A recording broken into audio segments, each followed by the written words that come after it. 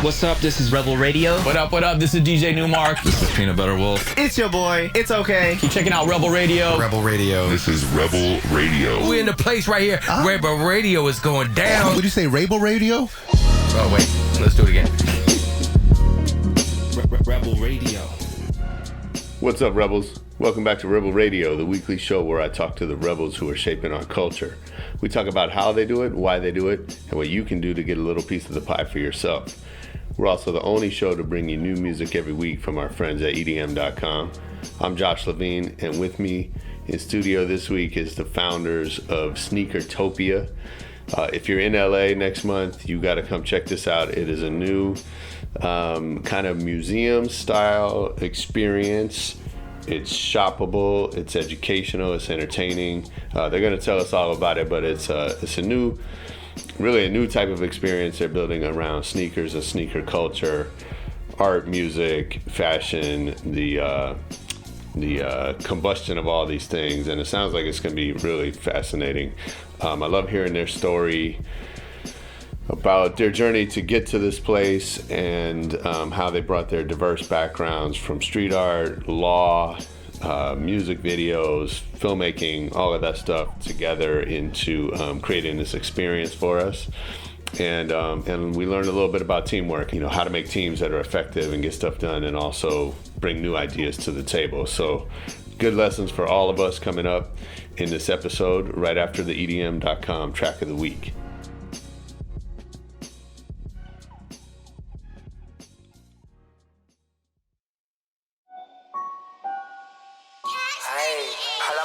I my dick.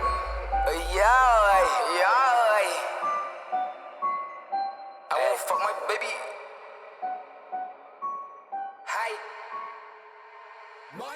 Yeah, that was GXX with Kill Me, the EDM.com track of the week. If you like that one, get over to EDM.com, check out more new music. And right now, let's get into the interview with Justin and Steve from Sneakertopia.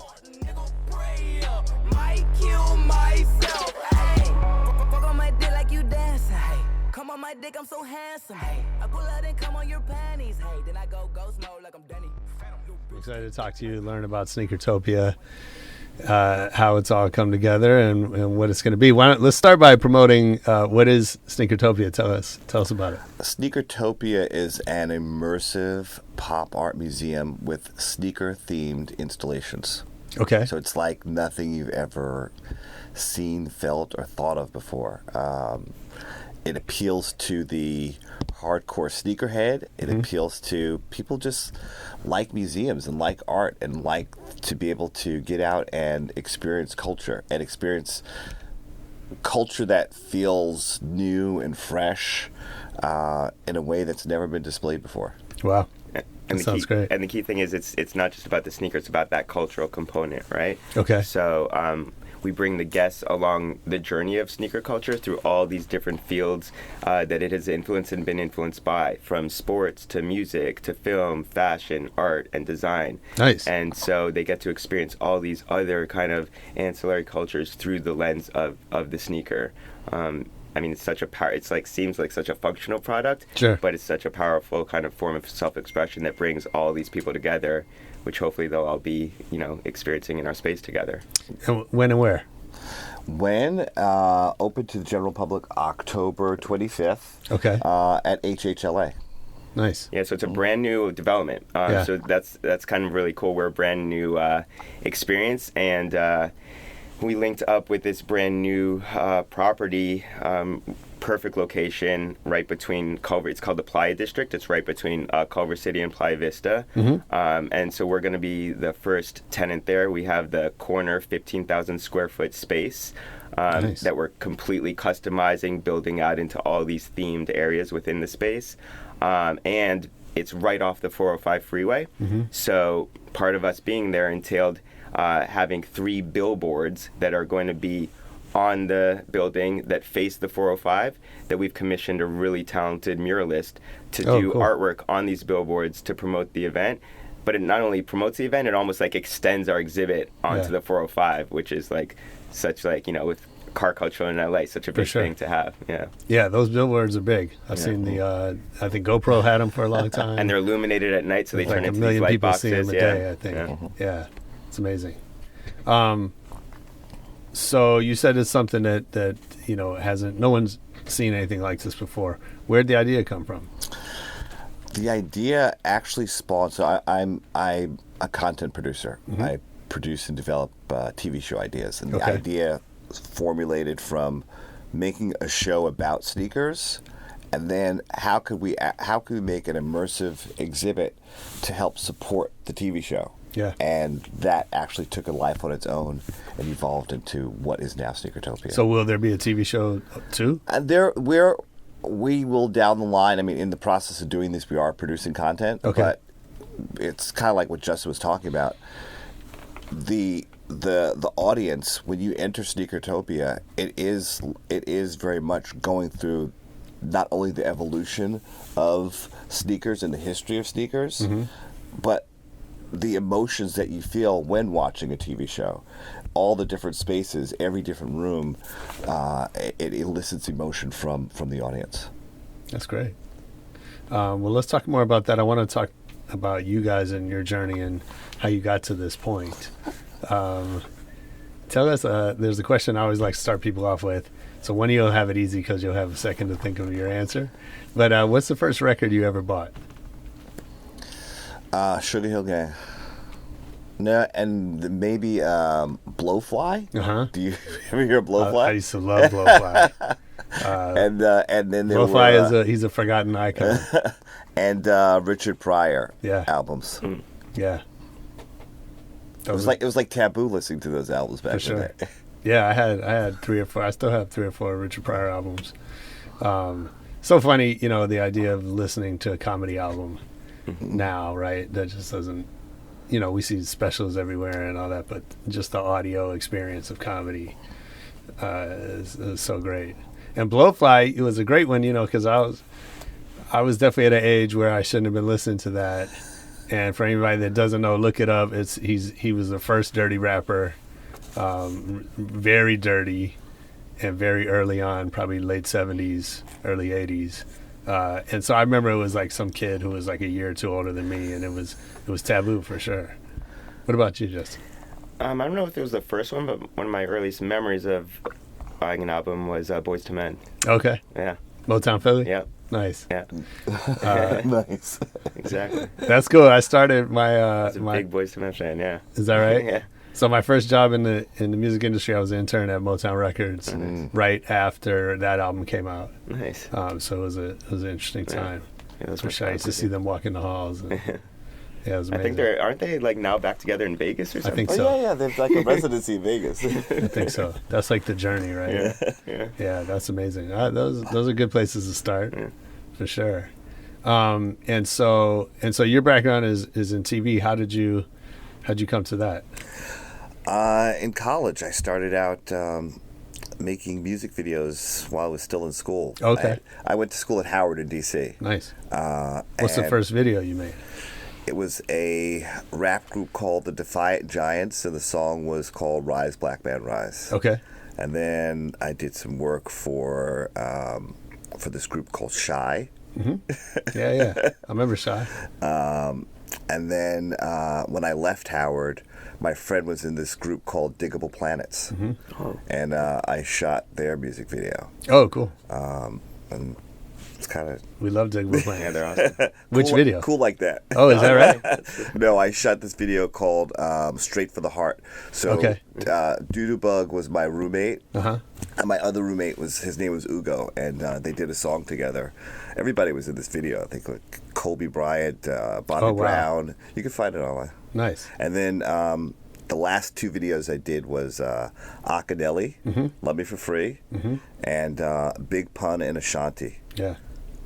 Yeah. That's good. So was that the path you set out to be? Were you going to be a video director? I know some people would use that as kind of a stepping stone to other things. Yeah, I was going to. The plan was video director to commercials to feature films, and somewhere in between there, I just got from from video director to documentarian to reality TV producer. Okay. Was there a moment where you decided or realized that things were shifting, or is it just looking back in the rear view that it kind of happened? The shift happened because I realized that I could be more active if I was open to doing more work than just what we viewed at the time as traditional filmmaking. Yeah. And unscripted TV was blossoming. This is like 2000, 2001. And my documentarian work, like I was directing episodes of Wife Swap. Oh, wow. So like my documentarian work translated really nice into unscripted TV. Was a lot different back in 2000 than it was now. Sure. Back then, a director or producer would be on a project and you have an episode and you'd see it completely through from meeting with the talent to actually editing the episode. Now it's kind of like a factory where it just keeps getting passed along down the assembly line. It doesn't really have that harder feel. But that was my transition. Okay. Nice. And Justin, so you seem to have a really interesting business in art and working with brands, and so explain a little bit of what that is and how you got into that. Yeah, so I guess like I transitioned from education to career. It seems like there were major, I guess. Did you say you went to law school? Yeah, so it seems like there were major pivots, but now when I look back on it, there's like definitely like a common thread that goes through all of them. So for example, I was a sociology major undergrad, passionate. I consider sociology like creative nonfiction, where you dive deep into societies. And interesting. Even my thesis that back then was about street performers and street artists, where I would like be on the streets with them all the time. But yeah, I decided to go to law school and went to law school. And the most important lesson I learned in law school is that I did not want to be a lawyer. Okay. But I focused a lot on intellectual property. I was fascinated with creative industries and how to incentivize creatives to produce more work and how to protect creatives. And so after graduating, I really wanted to be in a cutting edge industry and to be surrounded with a lot of creative people. And the reason why I didn't want to go the legal path, it's almost the antithesis of that, right?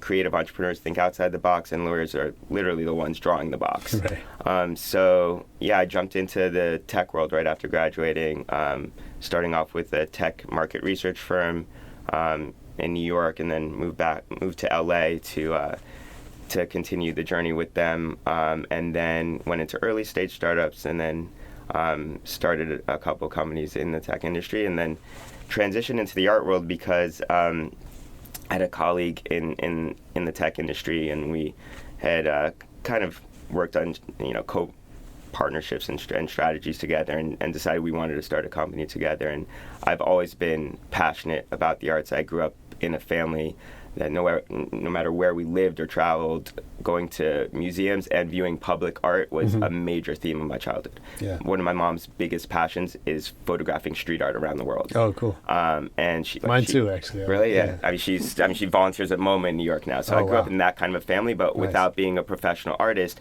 I knew I wanted to be surrounded by artists and to do what I could to help artists. And so about 6 years ago, there was a mural ordinance passed in LA, which kind of sanctioned a lot of new public art and funded a lot of public art. And just kind of like scrappy startup guys, me and my co-founder Mikey we were West Siders, so we'd bring our bicycles onto the Culver City train station, bike all around downtown LA, because we were following all these, like, to us at that time, larger than life street artists as they were putting up murals, meet with them on the spot. And like, from the tech world, it's like customer development for us. We're like finding out what opportunities they had, what obstacles they had, and really quickly learned, a few major themes. One, that a lot of these artists were not being valued for the work that they were doing in the way that they should be, producing massive murals that are basically billboards on the side of these businesses.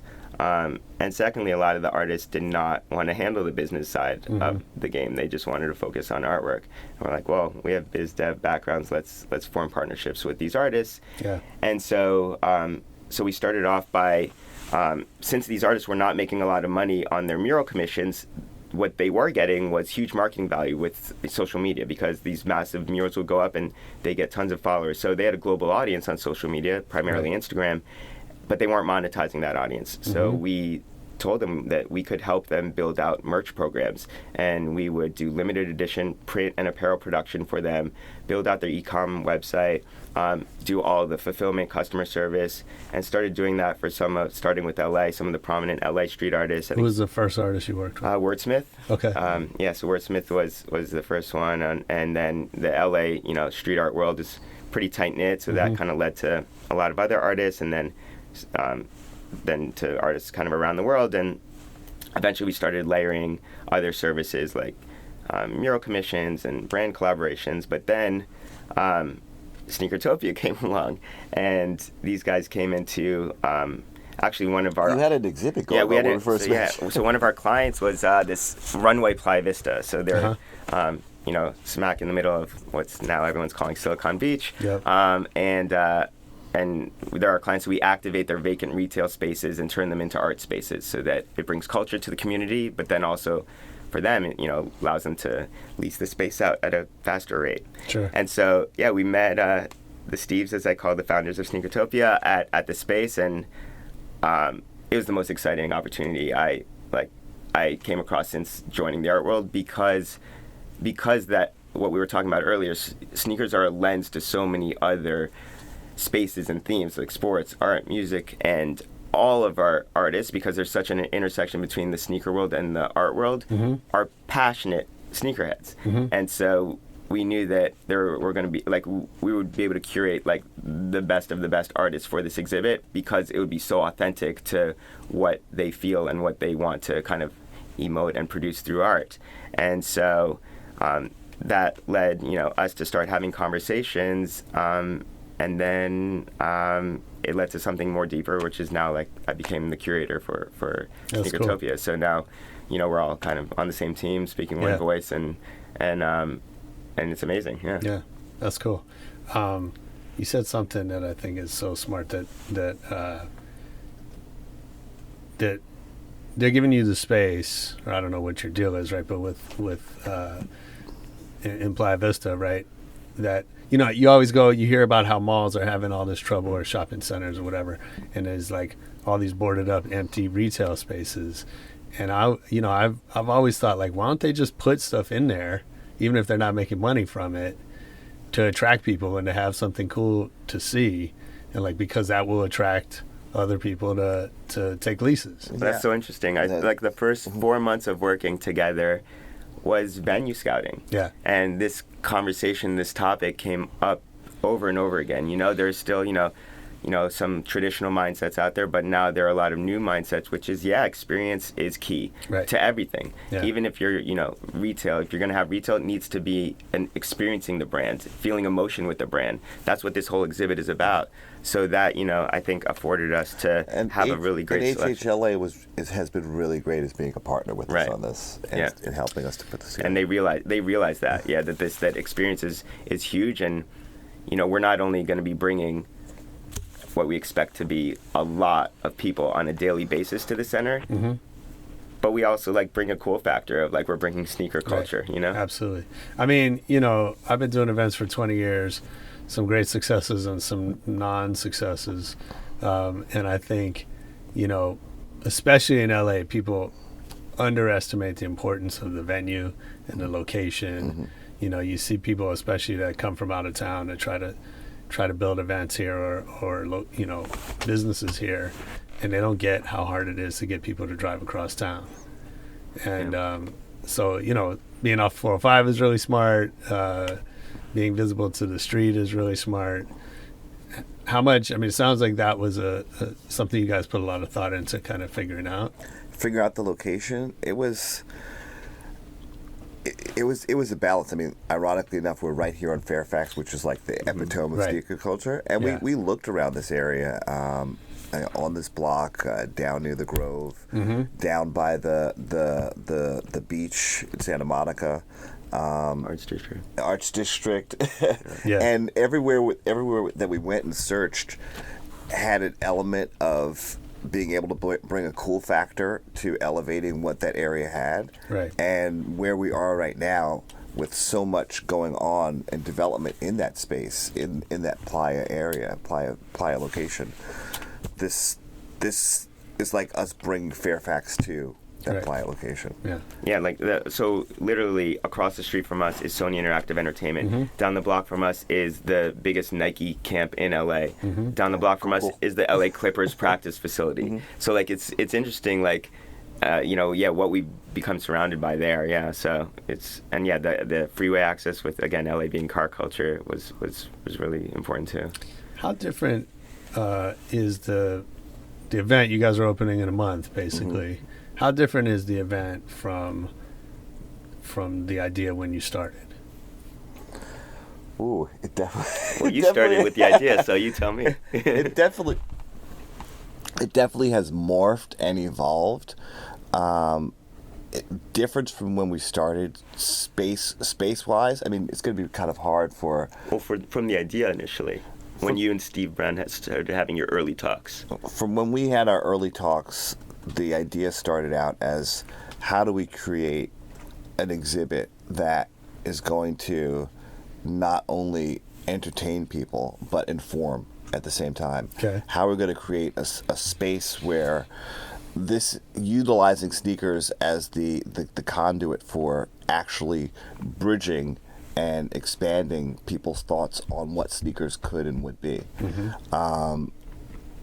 Working with Justin and the artist, it's been a collaborative process the entire way. And literally every day, the artists, our builders, our build out. It's just from what we thought was going to be more visual with like movie wise and TV screens, we have translated that more into the actual art pieces. And the other thing is, there's been a real conscious effort to have this balance of being super authentic and respectful and appealing to the purist sneakerhead, but also appealing to the mass audience, right? And that's kind of a tight rope to walk along. And so, yeah, with that, we're all the immersive, larger than, like, we have a 70-foot mural in there, right? We have, like, I'm not going to tell you the subject matters, but, like, there's some massive installations in there. But none of them are cheesy. Like, all the sneakerheads, I'm sure, will love it. The general audience will love it. But then we also want to contextualize the exhibit within the history of where we are within sneaker culture. So we're going to have some of the biggest sneaker collections on display in, like, the highest secured, clear shoe boxes you've ever seen, that are going to be lining every single section. So there's that kind of mixture of experience and history and context that kind of goes throughout the exhibit, that and those, I think, were layers that we added even during the whole duration, like the of the building out the space, just to make sure that we're always finding that right balance. It's like a recipe. It is like a recipe. Yeah, we keep tasting it. It's like, okay, it's good, but we need to add a little bit more spice. Yeah. So where do you go to check yourself on that, right? Because I think the authenticity piece, it's not an easy task to please both the purists and the masses. And I think I've had that experience when sometimes when you're in it, it's hard to see where the line is, right? So what do you guys do to make sure you're on the right side? I think one of the and usually when I actually walk people through the exhibit, it starts with a lot of the times with the art and the artist. That's why the selection and the curation of the artists, it wasn't just like who's the biggest artist out there that we can get. It's who's the most authentic artist to this culture. Right. So like most of these artists have worked with the large sneaker companies for doing mural activations, brand collaborations, all of that. They're all sneakerheads. So we knew that they weren't going to do anything that was kind of like that wouldn't appeal to themselves, right? So that it starts with that. And then we do have this circle of kind of, I would call them unofficial advisors of this point, who are not only like sneakerheads, but they're like pioneers in the industry. Yeah. And they've been following the track and the about what we're doing and the path of what we're doing. And so, yeah, I mean, and we check each other also all the time, daily. I mean, hourly. Yeah. Yeah. So, you come from TV. I think you said your partner, comes from tech. Mm-hmm. And I think but he's Steve Brown, my co-founder, our co-founder. While he has a tech background, he's a filmmaker at heart too. He's been producing and directing docs for the I last watched some of his years. stuff online. It's pretty. It's pretty Burning interesting. Man, the Spark documentary for Burning Man was his first doc. So yeah. Oh, I didn't see that. I saw the bird yes. egg thing, which is disturbing. Which is crazy, right? Like there's people out Crazy. there that do that. Yeah, everybody listening, you should check out. Was it called Obsession? No, it's called something. Obsessed. Well, there's a I can't remember documentary you should find about people that collect these bird eggs. That's highly illegal because they're rare eggs. And it's just fucked up. Like, leave the birds alone.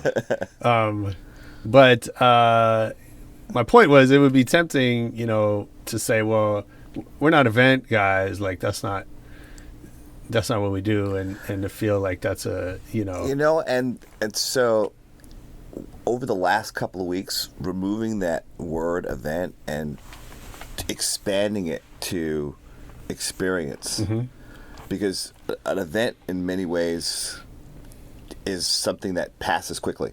Okay.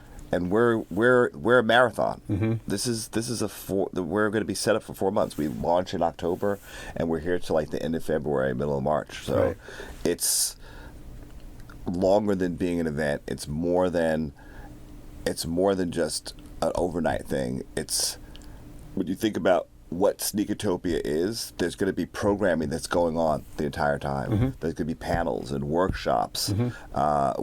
We're embedded into not only the sneaker culture, sneaker community, but to the audience of exposing them to everything that's in the space.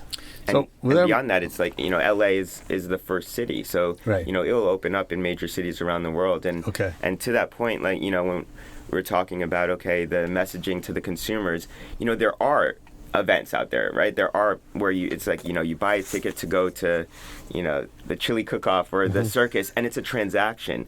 But our relationship with the audience, with the consumer, it's a relationship with a brand, that it's not just going to be a one-time thing. It's going to be hopefully a lifetime interaction with us, because there's some much larger plans in play for Sneakertopia that exists well beyond even that person's individual experience that day at the exhibit. So are there models that helped kind of shape what you guys are doing? Models being like the other pop-ups or the other events experiences? I mean, I guess it could be anything, right? So it could be MoMA, it could be Complex Con, it could be, Beyond the Streets, it could be whatever. I think that as we're all exposed to many different elements, and we take those times of exposure and we look at the good and what we may not want to have, right?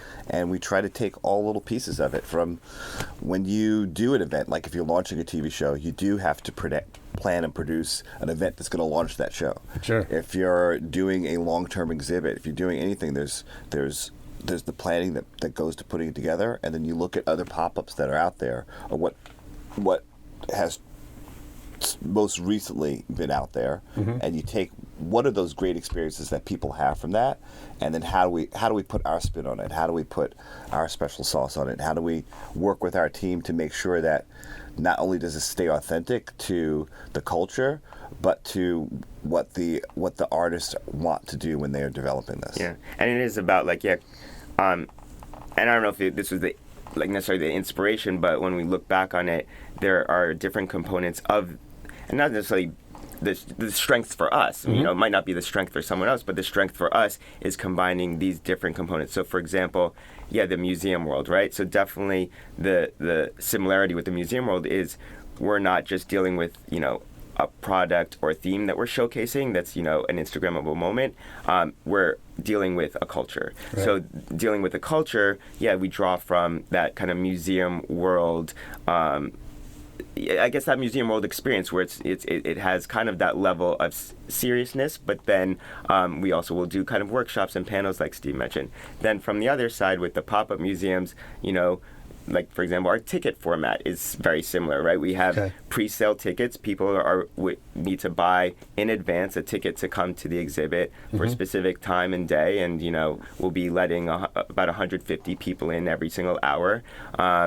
And then we have these larger-than-life, immersive installations that becomes an enjoyable experience. So we're kind of combining this really playful aspect of pop-ups with the kind of seriousness that's needed when you're representing a culture. And I don't know of a comparison out there, and I'm not trying to say, oh, this is like no one else is, and I don't think anyone else has done stuff like this, but where there wasn't like an exact replica of something where like, oh, let's follow that blueprint. We had to kind of pull inspiration from different areas. Yeah, we really worked hard to create something that's special and unique.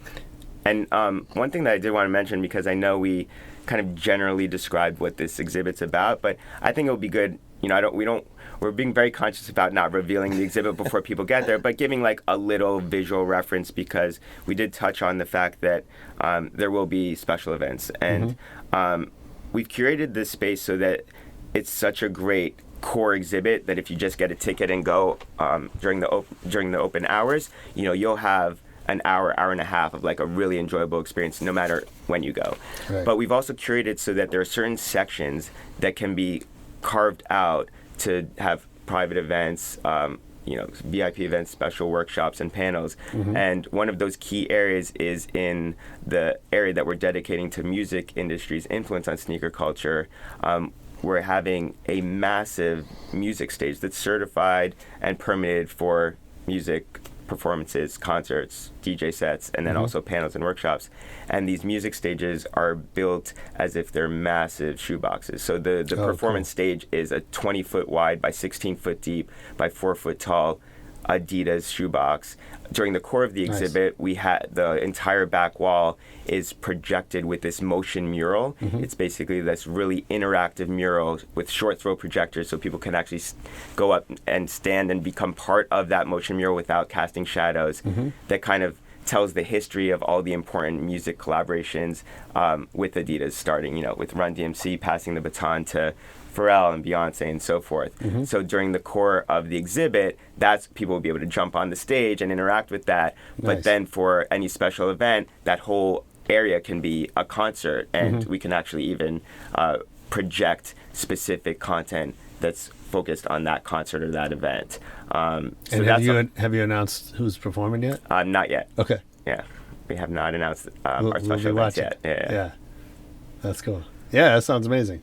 I mean, I think, a lot of what I've seen out there is where those elements are very separate, they're kind of, a bit disconnected. And even, I guess, even Complex Con, which I'm a huge fan of, and I'm, both the people who do it are friends, and some of them have been on this show, and I think it's a great experience, but I do think, like, you've got your shopping and your shoes, and then there's music, and it's not really a cohesive experience in the same way. That's one of the things I thought that they could be improved on.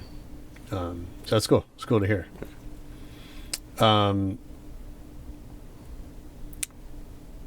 What's the biggest thing you guys have learned so far in going through this journey? Yesterday, like every day we learned something. Is that right? I think for me, the biggest thing learning so far was how to develop and create something from scratch that is...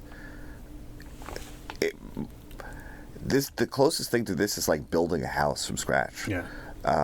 Every single step of the way, putting together an amazing team, helping that team not only work hard and work strong every single day, but at the same time to feel open and honest to share their thoughts and share their input so that we're able to grow together.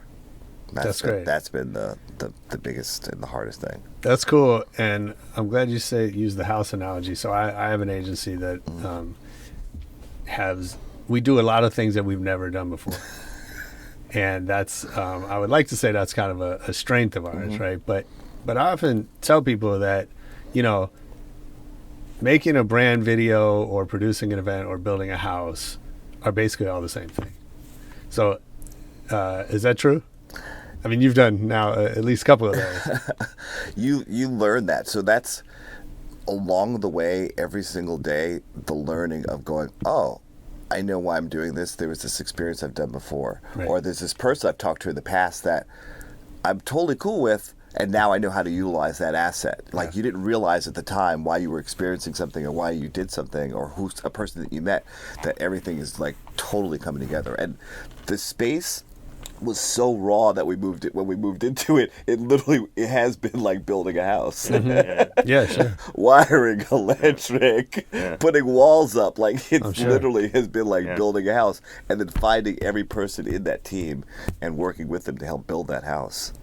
So with something like this that has so many moving parts, there's just certain things you can't control. What are you guys worried about? What's going to go wrong if you look back on this and it didn't go the way you wanted it to?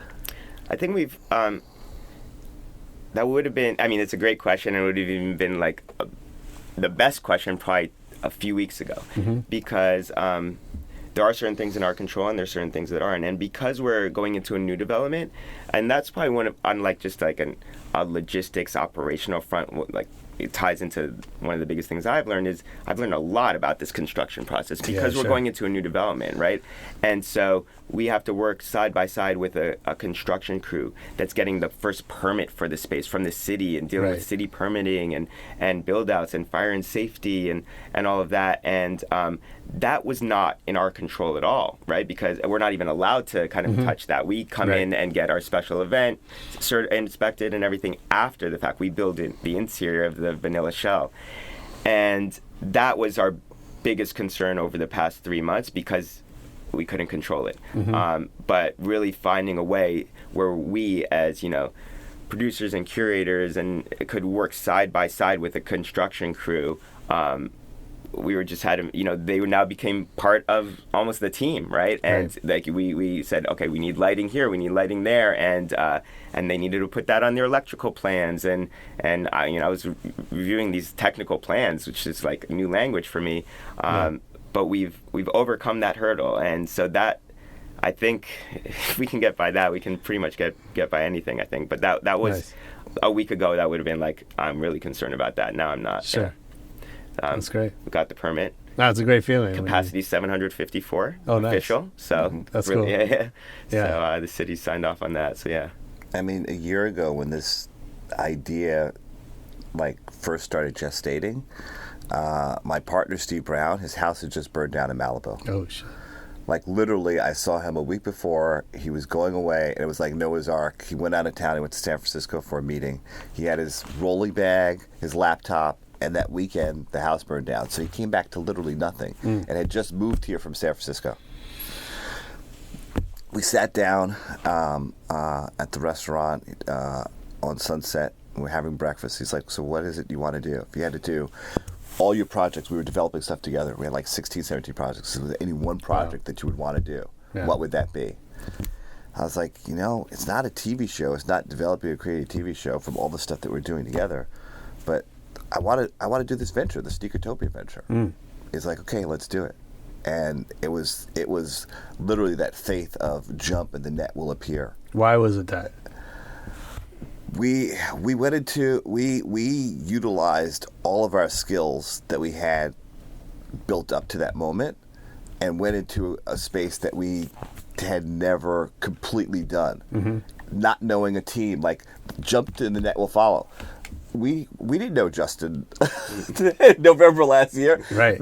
85% of the people that we're working with now, we did not know last year. Yeah. And everything has fallen into place, from raising our money to finding our location to hitting all of our dates. It's just been a true blessing. Thinking about it, it's almost like what we talk. It's like a microcosm of really about sneaker culture in general. Like the venture is like bringing you together with all these people that you never met before, and like that's what we're trying to do with the exhibit. We're bringing all these people together because sneaker culture touches so many communities. So you've already like achieved it personally for yourself. Now we just have to achieve it professionally. Yeah. So when you start that out, as you said, now you've built this team. How do you think about who belongs on the team, or who are the right people for you to work with and who's not? The Jack Welch bus analogy. Yeah, yeah. Put the right people on the bus, right? I think for right now, it's been and no judgment.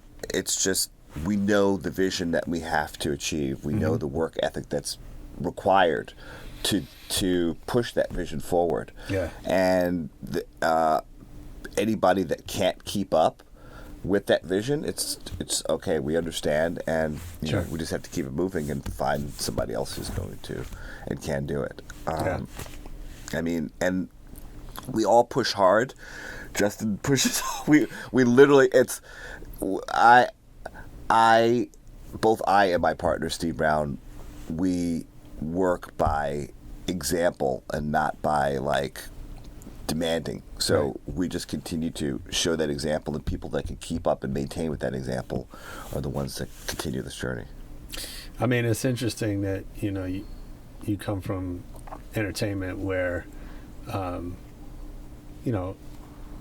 the difference between a great movie and a bad movie or TV show is often, it's the people, it's the cast, it's the crew, right? And that's I think what it means to be a great producer, is to get the right people more than anything else. And the rest of the business world kind of forgets that, right? That everyone's living on Monster and Indeed and just taking, it's a mess out there in corporate America.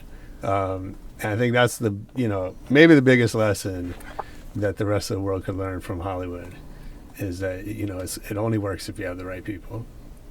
So that's cool. I have a lightning round. I'm gonna run you guys through. These are the scary rounds. Jed didn't tell us about the lightning round. Jed, oh yeah, our publicist, you didn't tell us on the lightning keep round. It secret. Lightning round. Oh, but so we were talking about your partner and his movie. So between the weirdo egg collectors and sneakerheads, like, what have you guys learned about obsession?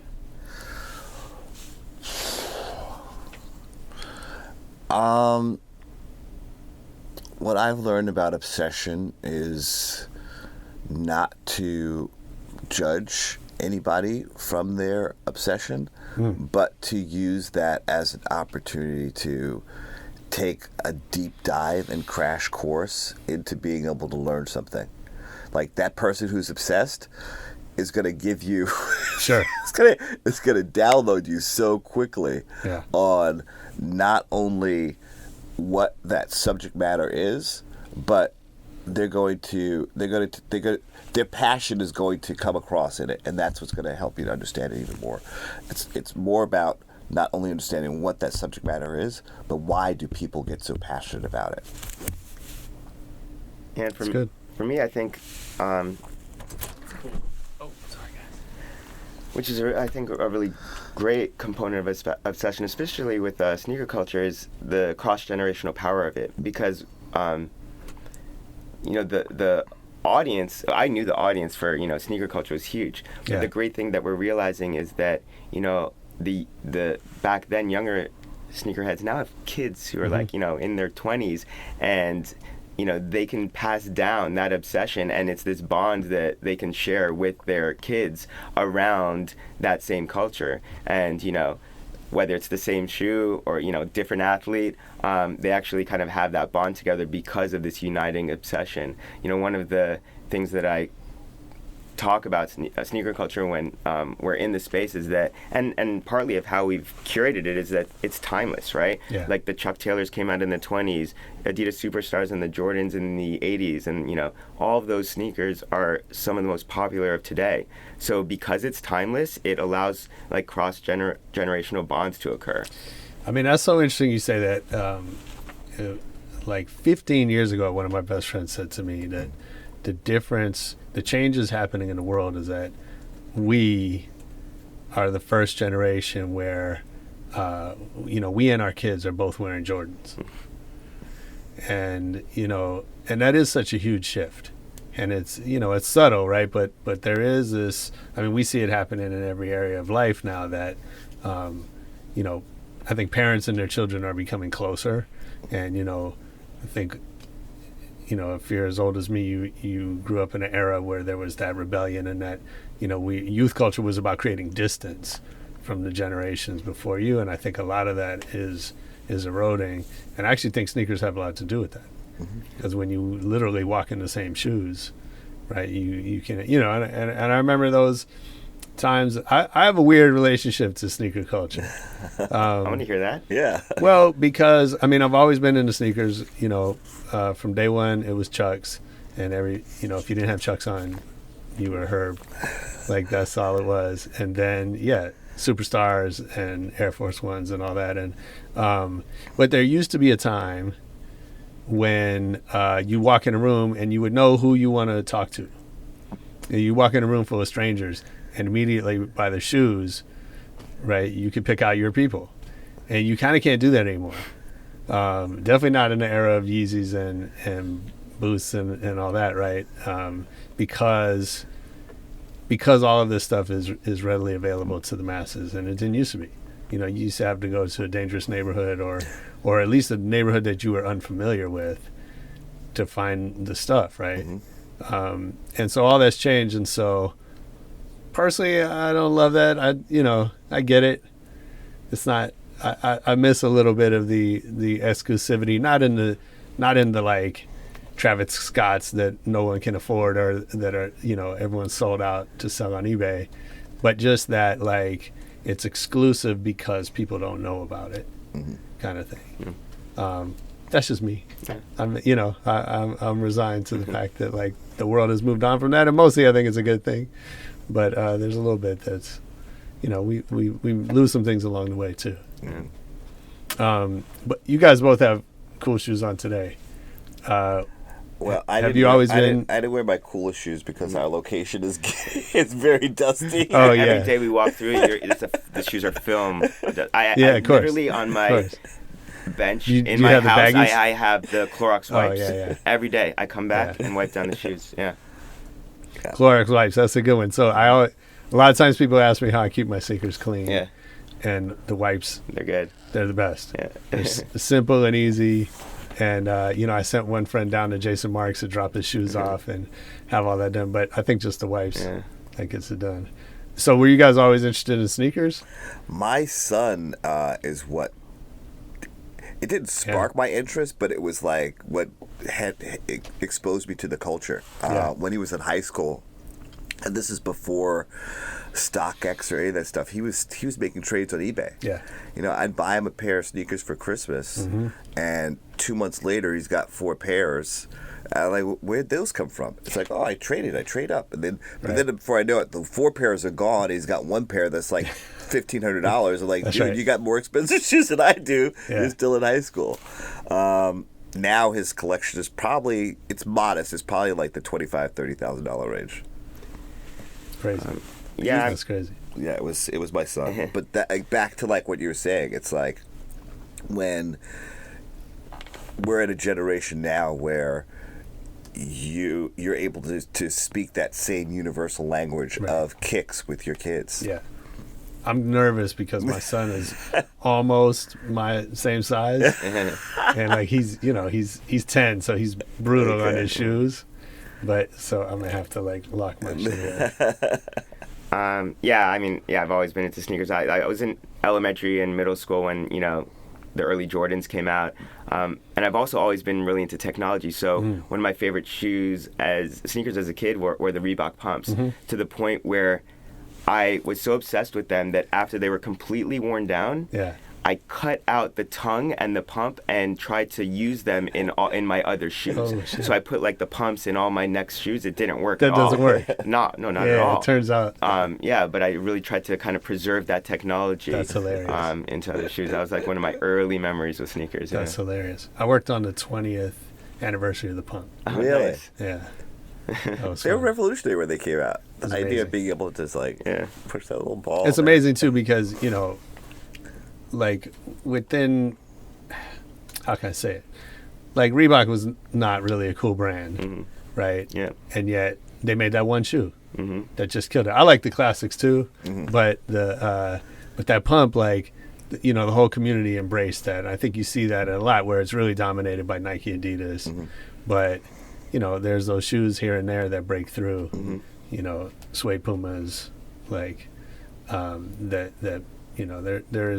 a weird sort of openness and closeness at the same time, which is cool. Okay, lightning round. I promised that a long time ago. What's your favorite city to travel to? I'm from New York. I just love always going back there. The energy. Yeah. It's just there's no place like it in the world. Are there spots that you always have to hit when you go?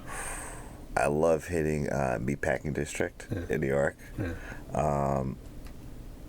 Soho's cool, but if I had to say that the place that I would spend my most time, and I live there too, is going back to Brooklyn.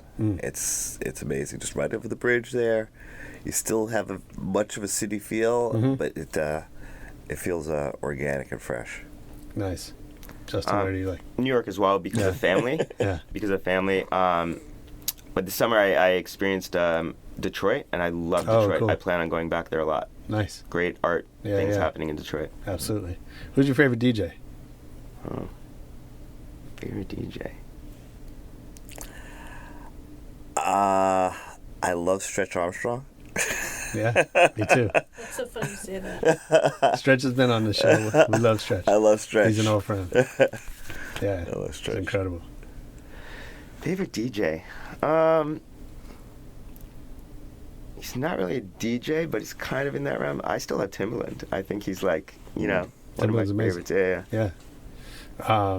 And I like I like old DJ sets. Like I liked like Paul Oakenfold, like that kind of stuff, Yeah. Yeah. Nice. Now they're kind of probably still in that. I guess I like all the people that are doing Vegas residencies now. Sure. Ages me a little bit, but yeah. That's all right. You're not gonna say Paulie D? What's the last great book you read? Last great book, The Tipping Point. Yeah. Great book. It's good. Malcolm Gladwell. Yeah. It's a book I read multiple times. Einstein's Dreams. Oh, I don't know it. Yeah, it's a great book. It's fiction. Uh-huh. And it's actually a really small book. You could, if you get into it, finish it in a night. Every chapter describes a fictional dream that Einstein had about a rule of time and describes a society that operates by that rule of time. So a short example is, one society operates by a rule of time where the more elevated you live, the slower time goes. And then how does that affect the way that people live in that world? Oh, wow. So That's cool. Yeah. Yeah, I'm going to check that out. What movie have you seen the most in your life?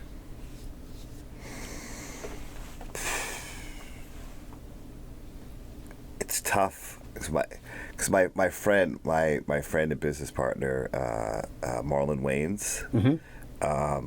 I've watched a lot of his movies multiple times. What's your favorite Marlon Wayans movie?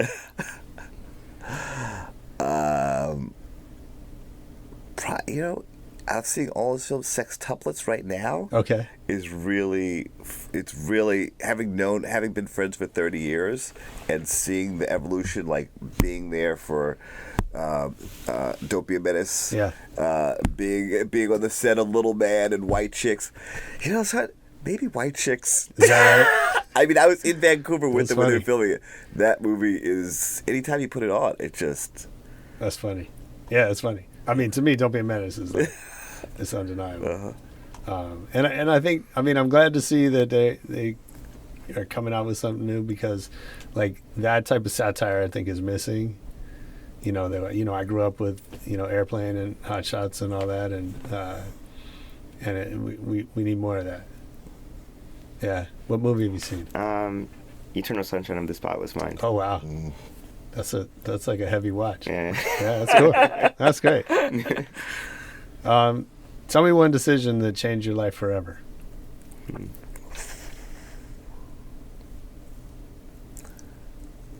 Going to Howard University. Going to that school. Yeah. It set in motion every cause and effect in my life. I could translate back to there. That's great. The roots, the Mecca. Nice. That's cool. Moving to LA. Yeah. Nice. So if I worked at Sneakertopia, what's something that I would hear you guys saying over and over? Wow, good question. That is a great question. What do I hear from you every day?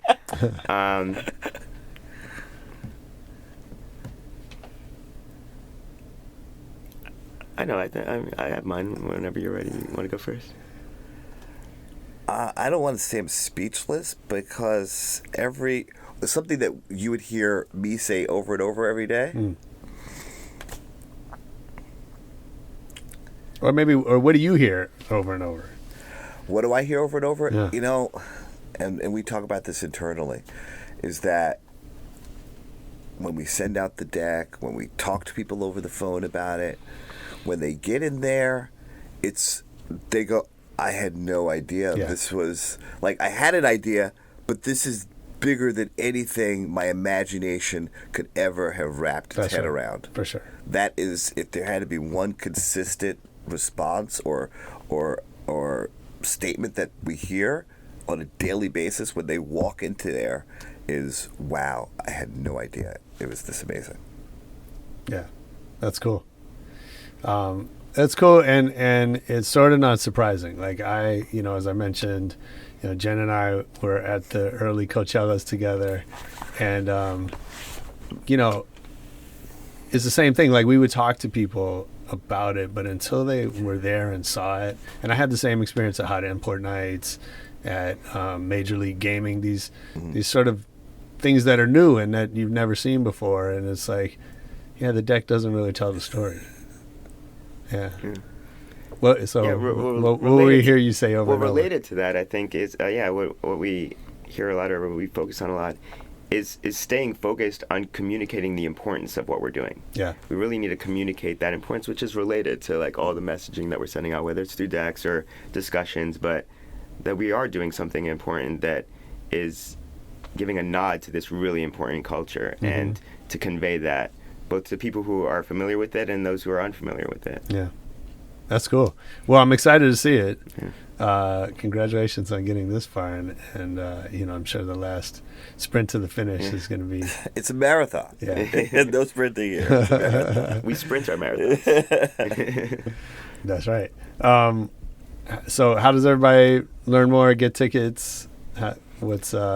Tell us where to find it. Online, www.sneakertopia.com. Okay. And all the information from getting tickets, getting memberships, booking events, looking at our calendar of panels and events that are going on, everything.